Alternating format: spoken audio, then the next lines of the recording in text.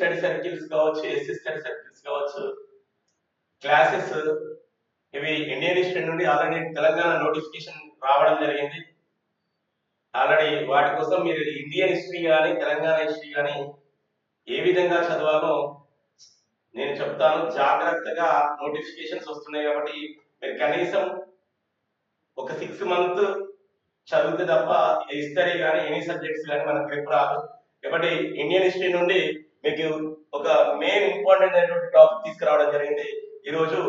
ఆ టాపిక్ వచ్చేసి మౌర్య వంశం గురించి మనం టాపిక్ తీసుకున్నాము.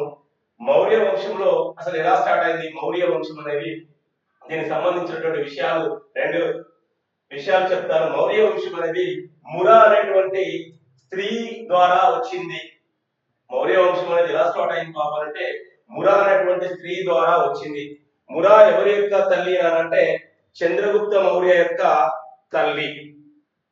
చంద్రగుప్త మౌర్య యొక్క తల్లి కాబట్టి ఈ మురా అనేటువంటి ఆమె ఏ వంశం, ఈ మురా అనేటువంటి పదము ఎక్కడి నుండి తీసుకున్నారంటే మయూరం అనేటువంటి పదం నుండి తీసుకోవడం జరిగింది. ఈ మయూరం అంటే ఏంటిదంటే శబ్దము అంటే ఈ శబ్దం ఏంటిదంటే నెమలి నాట్యం వేసేటువంటి విషయం.